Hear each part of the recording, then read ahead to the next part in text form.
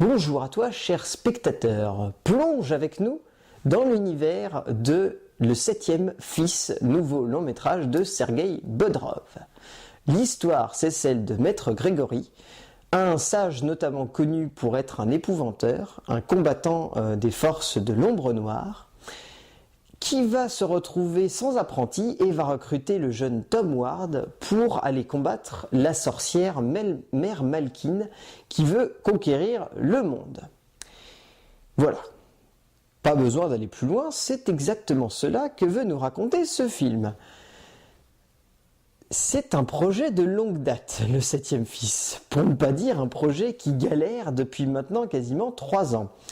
À la base, c'est un projet initié par Warner Bros et Legendary Pictures, qui se voulait être une adaptation donc de la saga littéraire L'Épouvanteur, avec donc le premier volet ici adapté, Le Septième Fils, et qui a mis donc quasiment 1 an à trouver le bon réalisateur, et 2 ans à sortir en salle, 2 ans et demi même précisément.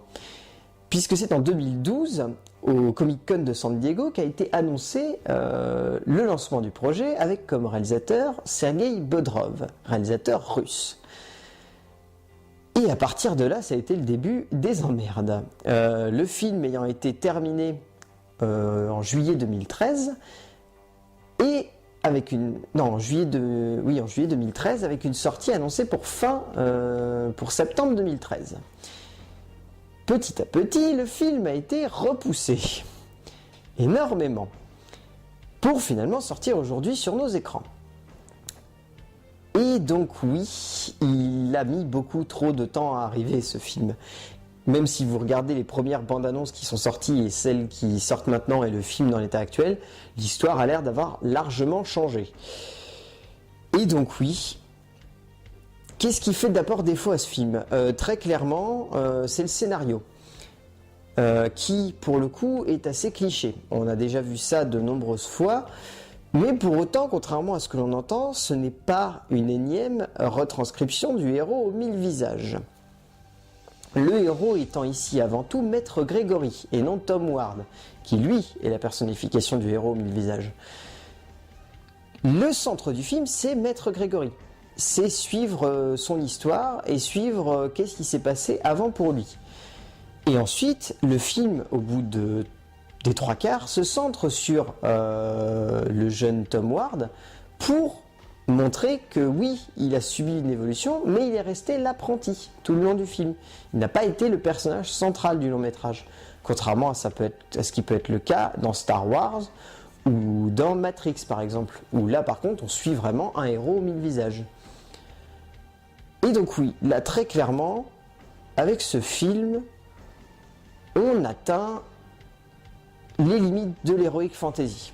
C'est purement ça et simplement ça. C'est-à-dire qu'on a déjà vu ça 1000 fois, on sait exactement où va aller le personnage, on sait ce que le film va devenir, et voilà, c'est tout. Pour autant, le scénario reste dynamique et concis dans ce qu'il a envie de faire. Il ne cherche pas à aller trop loin, à pousser le vice trop loin, puisque d'ailleurs le film ne fait que 1h42. Donc finalement, voilà, il va à l'essentiel. On a beaucoup critiqué la simplicité de comment la quête arrive, notamment le fait que Tom Ward soit rapidement lâché par ses liens familiaux.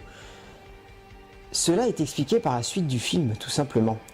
Il ne faut pas se voiler la face, chaque chose dans ce film a une logique qui est presque facile, mais qui est évidente et limpide. Et c'est ça qui fait le défaut, mais aussi, dans un certain sens, le rythme du film. C'est que tout est limpide dans le scénario, tout comme tout est limpide dans la mise en scène de Bodrov. Sergueï Bodrov, c'est un réalisateur russe, donc surtout connu pour avoir réalisé Mongol, le film revenant sur la naissance du mythe Genghis Khan. Et là, clairement, Sergueï Bodrov, il fait un film très simple dans sa mise en scène. Un film le mot qui qualifie le mieux la mise en scène de Bodrov, là, c'est badass. Sergueï Bodrov fait un film badass. Du début à la fin, il cherche uniquement à nous amener dans un enchaînement de scènes d'action qui vont être bien faites et qui vont amener le personnage à se remettre en cause et à remettre en cause ce qu'on lui enseigne. Tout simplement. Un des points forts de la mise en scène de Bodrov, c'est de ne pas vouloir trop utiliser un montage saccadé et une mise en scène trop dynamique. Il cherche à faire des beaux plans. Il cherche à mettre sa caméra le plus possible dans des mouvements et pas forcément à la prendre à l'épaule pour rendre l'action absolument dynamique et effrénée.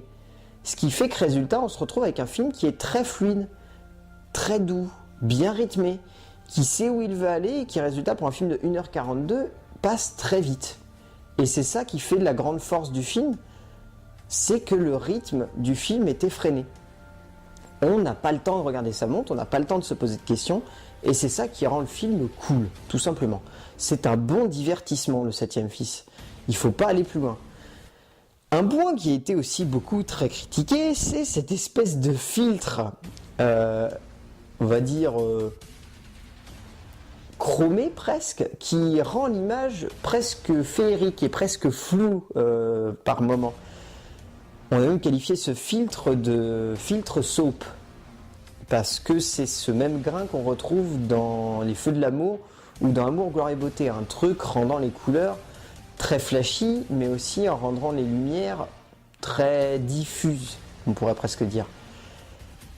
Ce filtre sert une partie du propos du long métrage qui est de nous faire décrocher du monde dans lequel on est. Et en soi, ce filtre donne un certain cachet au long métrage.